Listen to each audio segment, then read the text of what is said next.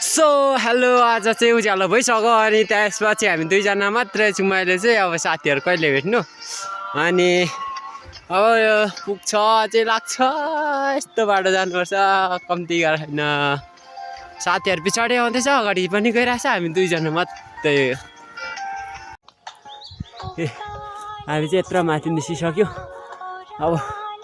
अझै जानुलाई टन्नै छ 2-3 घन्टा लाग्छ हामीलाई अनि यहाँनिर एउटा घर छ म घर देखाउँछु त्यो घरमा चाहिँ बाजेहरू बस्नुहुन्थ्यो पहिले चाहिँ अहिले चाहिँ को बस्नु छ थाहा छैन अनि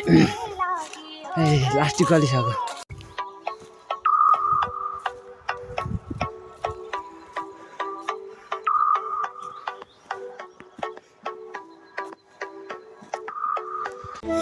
टक्कसँगले हामी चाहिँ साउनी तल तलाइसक्यो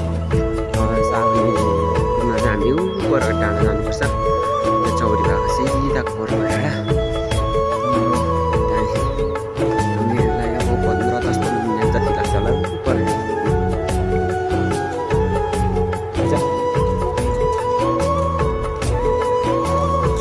सो हामी चाहिँ फाइनली साउनी आइसक्यो अब घुम्न लागि चाहिँ टाढा